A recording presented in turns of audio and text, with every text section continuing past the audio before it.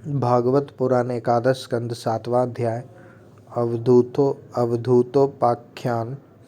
पृथ्वी से लेकर कबूतर तक 8 गुरुओं की कथा।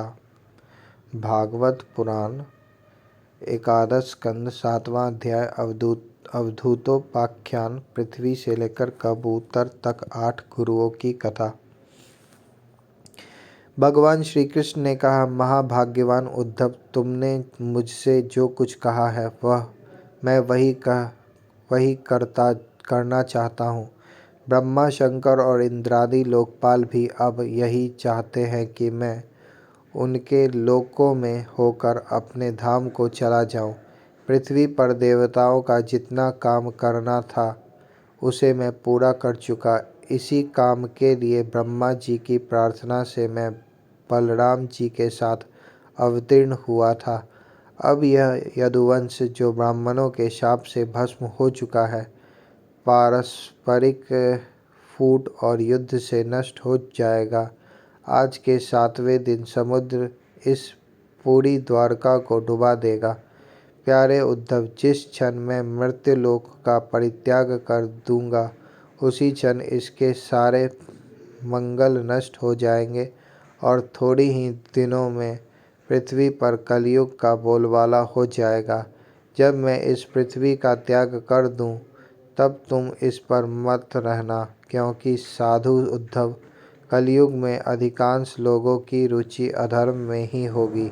अब तुम अपने आत्मीय स्वजन और बंधु बांधवों का स्नेह संबंध छोड़ दो और अनन्य प्रेम से मुझे अपना मन लगाकर समदृष्टि से पृथ्वी में स्वच्छंद विचरण करो। इस जगत में जो कुछ मन से सोचा जाता है, वाणी से कहा जाता है, नेत्रों से देखा जाता है और श्रवण आदि इंद्रियों से अनुभव किया जाता है, वह सब नाशवान है, सपने की तरह मन का विलास है, इसलिए माया मात्र है, मिथ्या है, ऐसा समझ लो।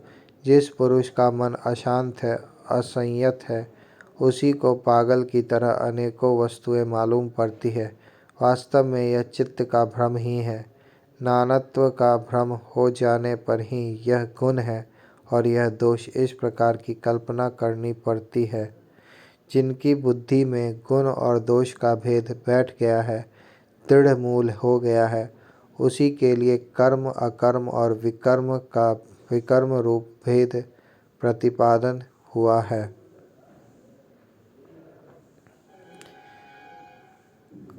विहित कर्म का लोप, निषिद्ध कर्म। इसलिए उद्धव, तुम पहले अपने समस्त इंद्रियों को अपने वश में कर लो, उनकी बागडोर अपने हाथ में ले लो और केवल इंद्रियों को ही नहीं, चित्त की समस्त वृत्तियों को भी रोक लो और फिर ऐसा अनुभव करो कि यह सारा जगत अपने आत्मा में ही फैला हुआ है और आत्मा मुझ सर्वात्मा इंद्रियातीत ब्रह्मा से एक है, अभिन्न है।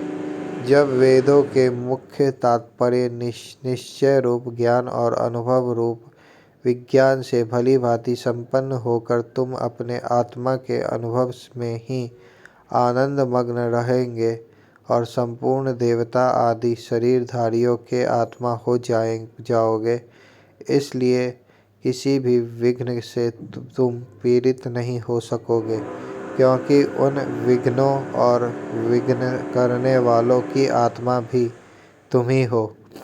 जो पुरुष गुण और दोष बुद्धि से अतीत हो जाता है, वह बालक के समान निषिद्ध कर्म से निवृत्त होता है, परंतु दोष बुद्धि से नहीं। वह विहित कर्म का अनुष्ठान भी करता है, परंतु गुण बुद्धि से नहीं। जिसने श्रुतियों के तात्पर्य का यथार्थ ज्ञान ही नहीं प्राप्त कर लिया, बल्कि उनका साक्षात्कार भी कर लिया है और इस प्रकार जो अटल निश्चय से संपन्न हो गया है, वह समस्त प्राणियों का हितैषी सुहृद होता है और उसकी वृत्तियां सर्वथा शांत रहती हैं। वह समस्त प्रतीयमान विश्व को मेरा ही स्वरूप, आत्मस्वरूप देखता है, इसलिए उसे कभी जन्म मृत्यु के चक्कर में नहीं पड़ना पड़ता। श्री सुखदेव जी कहते हैं, परीक्षित, जब भगवान श्री कृष्ण ने इस प्रकार आदेश दिया तब भगवान के परम प्रेमी उद्धव जी ने उन्हें प्रणाम करके तत्व ज्ञान की प्राप्ति की इच्छा से यह प्रश्न किया। उद्धव जी ने कहा, भगवान, आप ही समस्त योगियों की गुप्त पूंजी योगों के कारक और योगेश्वर हैं। आप ही समस्त योगों के आधार, उनके कारण और योग स्वरूप भी हैं। आपने मेरी परम कल्याण के लिए उस संन्यास रूप त्याग का उपदेश किया है, परंतु अनंत जो लोग विषयों के चिंतन और सेवन से घुल मिल गए हैं, विषयात्मा हो गए हैं, उनके लिए विषय भोगों और कामनाओं का त्याग अत्यंत कठिन है। सर्वस्वरूप उनमें भी जो लोग आपसे विमुख हैं, उनके लिए तो इस प्रकार का त्याग सर्वथा असंभव ही है। ऐसा मेरा निश्चय है प्रभु। मैं भी ऐसा ही हूँ। मेरा मति इतना मूढ़ हो गया है कि यह मैं हूँ, यह मेरा है, इस भाव से मैं आपकी माया के खेल, देह और देह के संबंधी स्त्री पुत्र धन आदि में डूब रहा हूँ।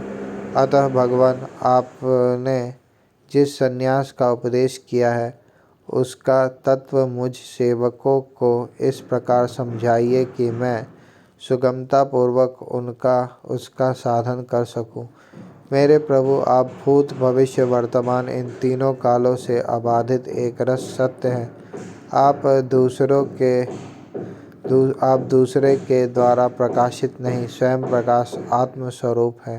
प्रभु, मैं समझता हूँ कि मेरे लिए आत्म तत्व का उपदेश करने वाला आपके अतिरिक्त देवताओं में भी कोई नहीं है। ब्रह्मा आदि जितने बड़े बड़े देवता हैं, वे सब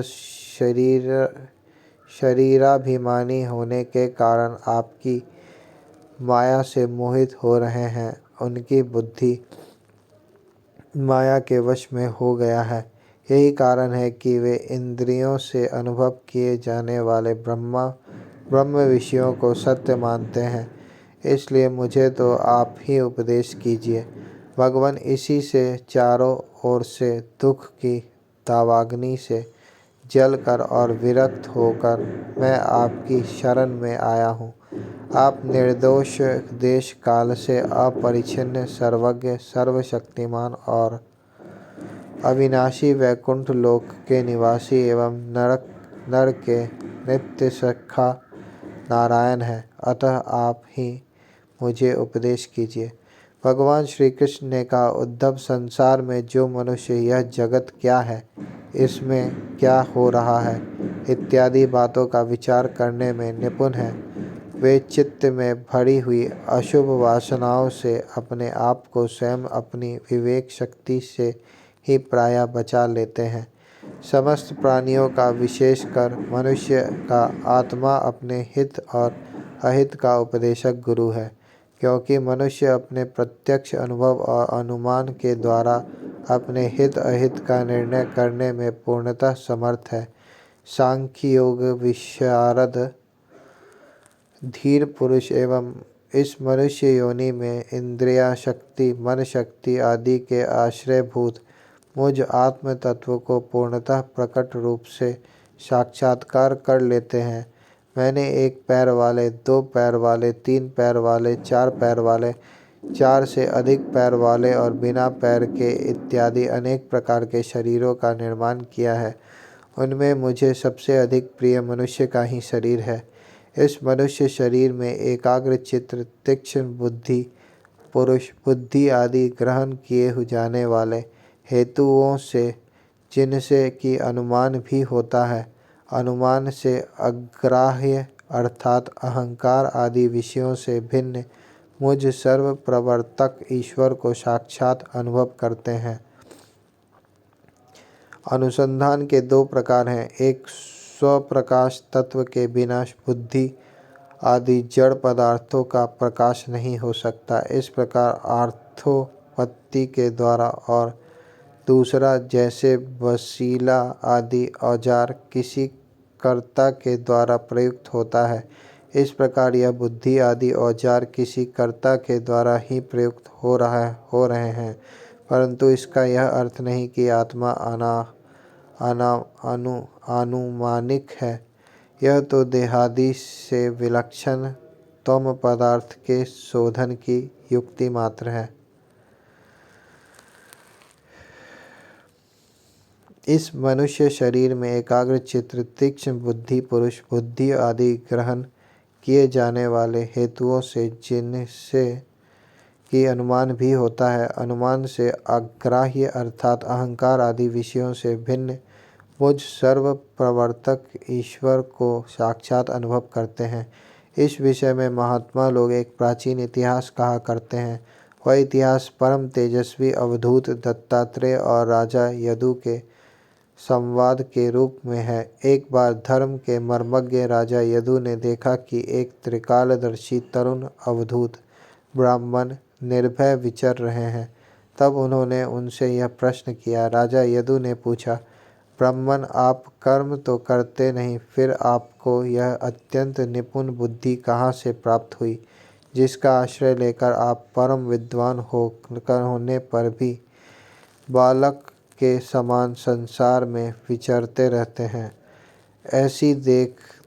ऐसा देखा जाता है कि मनुष्य आयु, यश अथवा सौंदर्य संपत्ति आदि की अभिलाषा लेकर ही धर्म, अर्थ, काम अथवा तत्व जिज्ञासा में प्रवृत्त होते हैं। अकारण कहीं किसी की प्रवृत्ति नहीं देखी जाती। मैं देख रहा हूँ कि आप कर्म करने में समर्थ, विद्वान और निपुण हैं। आपका भाग्य और सौंदर्य भी प्रशंसनीय है। आपकी वाणी से तो मानो अमृत टपक रहा है, फिर भी आप जड़, उन्मत्त अथवा पिशाच के समान रहते हैं। ना तो कभी कुछ करते हैं और ना चाहते ही हैं। संसार के अधिकांश लोग काम और लोभ के दावानल से जल रहे हैं, परंतु आपको देखकर ऐसा मालूम होता है कि आप मुक्त हैं। आप तक उसकी आँच भी नहीं पहुँच पाती। ठीक वैसे ही जैसे कोई हाथी वन में दावाग्नि लगने पर उससे छूटकर गंगा जल में खड़ा हो। ब्राह्मण, आप पुत्र, स्त्री, धन आदि संसार के स्पर्श से भी रहित हैं। आप सदा सर्वदा अपने केवल स्वरूप में ही स्थित रहते हैं। हम आपसे यह पूछना चाहते हैं कि आपको अपने आत्मा में ही ऐसा अनिर्वचनीय आनंद का अनुभव कैसे होता है। आप कृपा करके अवश्य बतलाइए। भगवान श्री कृष्ण ने कहा, उद्धव, हमारे पूर्वज महाराज यदु की बुद्धि शुद्ध थी और उनके हृदय में ब्राह्मण भक्ति थी। उन्होंने परम भाग्यवान दत्तात्रेय जी का अत्यंत सत्कार करके यह प्रश्न पूछा और बड़े विनम्र भाव से सिर झुकाकर वे उनके सामने खड़े हो गए। अब दत्तात्रेय जी ने कहा, ब्रह्मवेत्ता दत्तात्रेय जी ने कहा, राजन, मैंने अपनी बुद्धि से बहुत से गुरुओं का आश्रय लिया है। उनसे शिक्षा ग्रहण करके मैं इस जगत में मुक्त भाव से स्वच्छंद विचरता हूँ। तुम उन गुरुओं के नाम और उनके ग्रहण की हुई शिक्षा सुनो। मेरे गुरुओं के नाम हैं पृथ्वी, वायु, आकाश, जल, अग्नि, चंद्रमा, सूर्य, कबूतर, अजगर, समुद्र, पतंग, भौरों या मधुमक्खी, हाथी, शहद निकालने वाला, हरिण, मछली, पिंगला, वैश्या, कुरूर पक्षी, बालक, कुंवारी कन्या, बाण बनाने वाला, सर्प, मकड़ी और भृंगी कीट। राजन, मैंने इन 24 गुरुओं का आश्रय लिया है और इन्हीं के आचरण से इस लोक में अपने लिए शिक्षा ग्रहण की है। वीरवर ययाति नंदन, मैंने जिससे जिस प्रकार जो कुछ सीखा है वह सब ज्यों का त्यों तुमसे कहता हूँ, सुनो।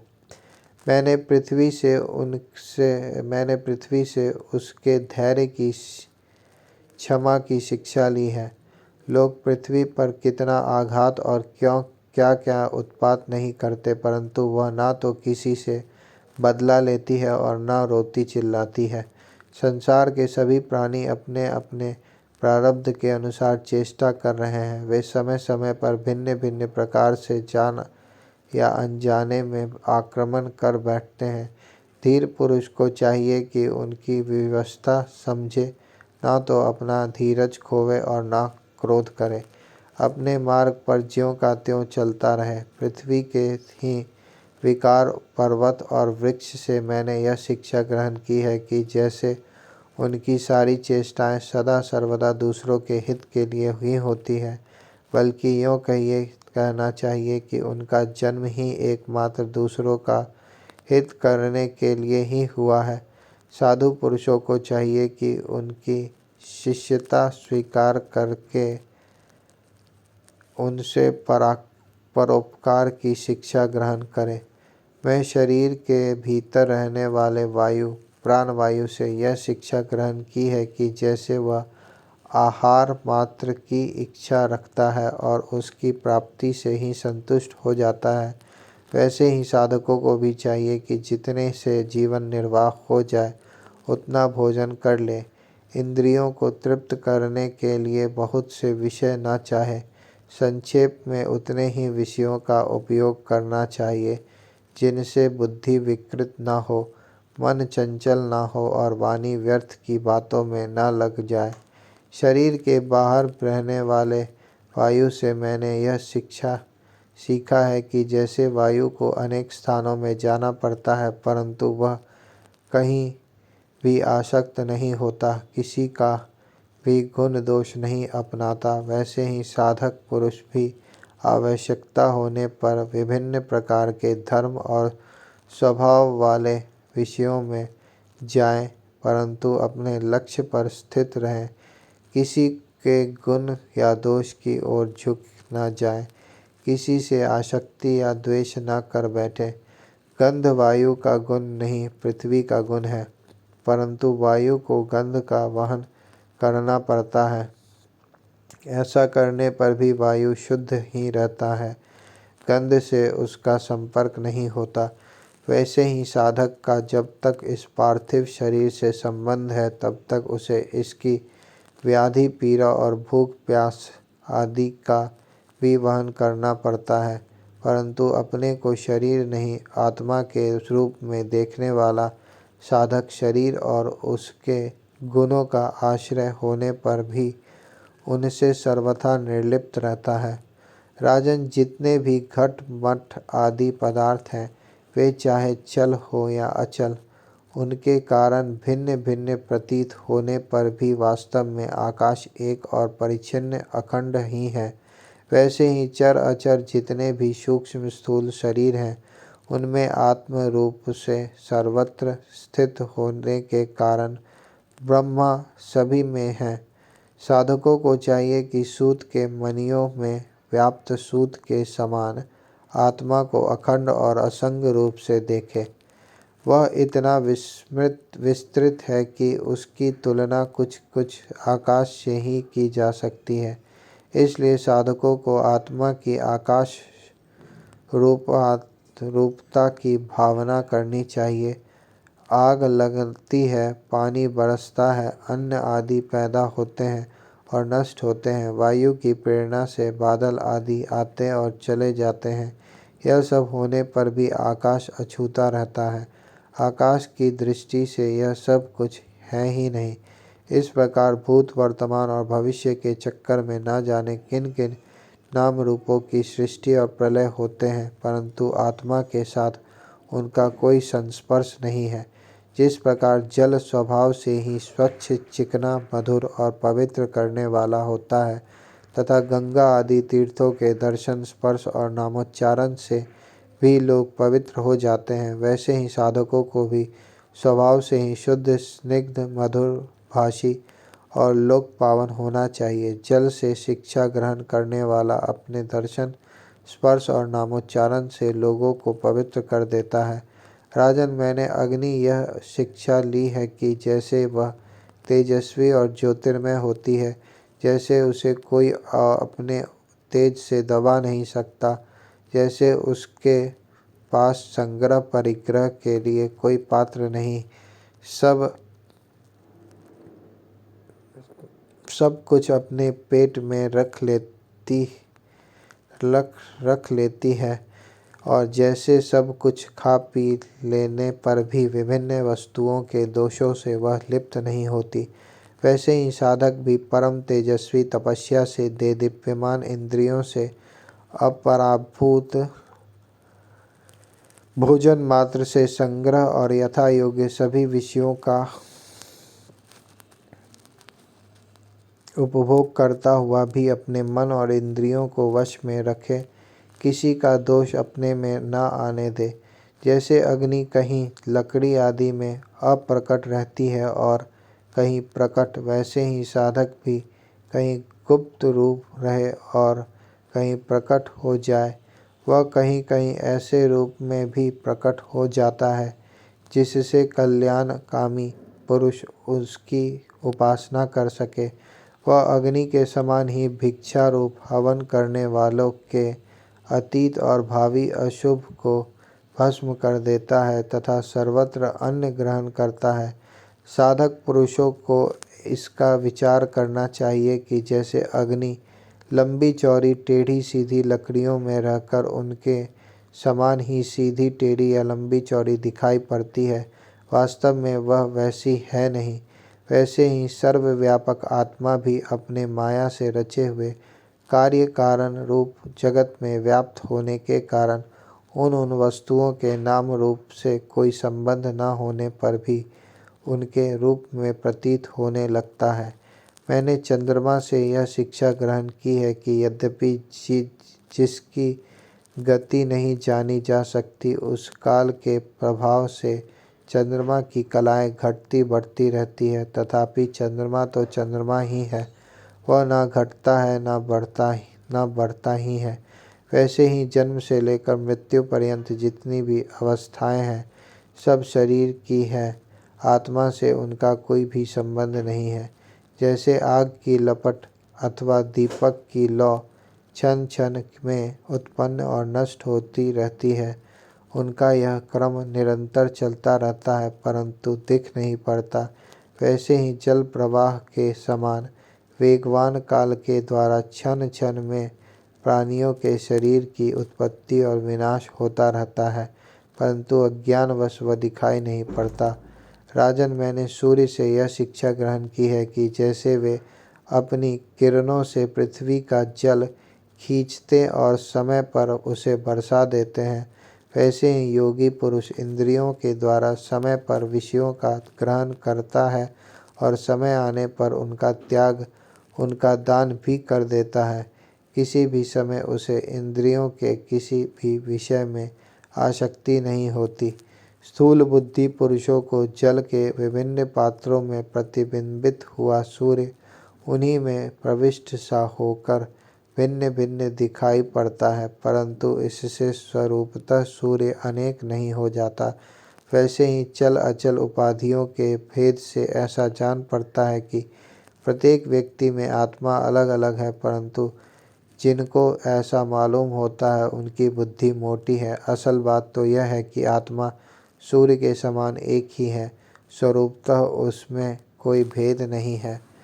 राजन, कहीं किसी के साथ अत्यंत स्नेह अथवा आसक्ति न करनी चाहिए, अन्यथा उसकी बुद्धि अपना स्वातंत्र्य खोकर दीन हो जाएगी और उसे कबूतर की तरह अत्यंत क्लेश उठाना पड़ेगा। राजन, किसी जंगल में एक कबूतर रहता था। उसने एक पेड़ पर अपना घोंसला बना रखा था। अपनी मादा कबूतरी के साथ वह कई वर्षों तक उसी घोंसले में रहा। उस कबूतर के जोड़े के हृदय में निरंतर एक दूसरे के प्रति स्नेह की वृद्धि होती जाती थी। वह गृहस्थ धर्म में इतना आसक्त हो गए थे कि उन्होंने एक दूसरे की दृष्टि से दृष्टि, अंग से अंग और बुद्धि से बुद्धि बांध रखा था। उनका एक दूसरे पर इतना विश्वास हो गया था कि वे निशंक होकर वहाँ की वृक्षावली में एक साथ सोते, बैठते, घूमते फिरते, ठहरते, बातचीत करते, खेलते और खाते पीते थे। राजन कबूतरी पर कबूतर का इतना प्रेम था कि वह जो कुछ चाहती कबूतर बड़े से बड़ा कष्ट उठाकर उसकी कामना पूर्ण करता। वह कबूतरी भी अपने कामुक पति की कामनाएं पूर्ण करती। समय आने पर कबूतरी को पहला गर्भ रहा। उसने अपने पति के पास ही घोंसले में अंडे दिए। भगवान की अचिंत्य शक्ति से समय आने पर वे अंडे फूट गए और उनमें से हाथ पैर वाले बच्चे निकल आए। उनका एक एक अंग और रोएं अत्यंत कोमल थे। अब उन कबूतर कबूतरी की आंखें अपने बच्चों पर लग गई। वे बड़े प्रेम और आनंद से अपने बच्चों का लालन पालन, लाड़ प्यार करते और उनकी मीठी बोली, उनकी गुटुरगू सुन सुनकर आनंद मग्न हो जाते। बच्चे तो सदा सर्वदा प्रसन्न रहते ही हैं। वे जब अपने सुकुमार पंखों से माँ बाप का स्पर्श करते, गूंजते, भोली भोली चेष्टाएं करते और फुदक फुदक कर अपनी माँ बाप के पास दौड़ आते, तब कबूतर कबूतरी आनंद मग्न हो जाते। राजन, सच पूछो तो वे कबूतर कबूतरी भगवान की माया से मोहित हो रहे थे। उनका हृदय एक दूसरे के स्नेह बंधन से बंधा रहा था। वे अपने नन्हे नन्हे बच्चों के पालन पोषण में इतने व्यग्र रहते कि उन्हें दीन दुनिया, लोक परलोक की याद ही न आती। एक दिन दोनों नर मादा अपने बच्चों के लिए चारा लाने जंगल में गए हुए थे, क्योंकि अब उनका कुटुंब बहुत बढ़ गया था। वे चारे के लिए चिरकाल तक जंगल में चारों ओर विचरते रहे। इधर एक बहेलिया घूमता घूमता संयोगवश उनके घोंसलों की ओर आ निकला। उसने देखा कि घोंसले के आसपास कबूतर के बच्चे फुदक रहे हैं। उसने जाल भी फैलाकर उन्हें पकड़ लिया। कबूतर कबूतरी बच्चे को खिलाने पिलाने के लिए हर समय उत्सुक रहा करते थे। अब वे चारा लेकर अपने घोंसले के पास आए। कबूतरी ने देखा कि उनके नन्हे नन्हे बच्चे उनके हृदय के टुकड़े से जाल से फंसे हुए हैं और दुख से चें चें कर रहे हैं। उन्हें ऐसी स्थिति में देखकर कबूतरी के दुख की सीमा न रही। वह रोती चिल्लाती उनके पास दौड़ गई। भगवान की माया से उनका चित्त अत्यंत दीन दुखी हो रहा था। वह उमड़ते हुए स्नेह की रस्सी से जकड़ी हुई थी। अपने बच्चों को जाल में फंसा देकर उसे अपने शरीर की भी सुध बुध न रही और वह स्वयं ही जाकर जाल में फंस गई। जब कबूतर ने देखा कि मेरे प्राणों से भी प्यारे बच्चे जाल में फंस गए और मेरी प्राण प्रिय पत्नी भी उसी दशा में पहुंच गई, तब वह अत्यंत दुखित होकर विलाप करने लगा। सचमुच उस समय उसकी दशा अत्यंत दयनीय थी। मैं अभागा हूँ, दुर्मति हूँ। हाय हाय, मेरा तो सत्यानाश हो गया। देखो देखो, न मुझे अभी तृप्ति हुई और न मेरी आशाएं ही पूरी हुई। अब तब तक मेरे धर्म, अर्थ और काम का मूल यह गृहस्थाश्रम ही नष्ट हो गया। हाय, मेरी प्राण प्यारी मुझे ही अपना इष्ट देव समझती थी, मेरे एक एक बात मानती थी, मेरा इशारे पर नाचती थी, सब तरह से मेरे योग्य थी। आज वह मुझे सूने घर में ही छोड़कर हमारे सीधे साधे निश्चल बच्चों के साथ स्वर्ग सिधार रही है। मेरे बच्चे मर गए, मेरी पत्नी जाती रही, मेरे अब संसार में क्या काम है। मुझ दीन का यह विधुर जीवन, बिना गृहस्थी का जीवन, जल का व्यथा का जीवन है। अब मैं इन सूने घर में किसके लिए जीऊँ। राजन, कबूतर के बच्चे जाल में फंसकर तरफरा रहे थे। स्पष्ट दिख रहा था कि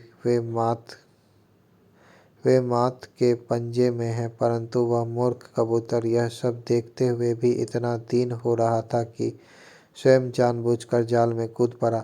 राजन, वह बहेलिया बड़ा क्रूर था। गृहस्थाश्रमी कबूतर कबूतरी और उनके बच्चों मिल जाने से उसे बड़ी प्रसन्नता हुई।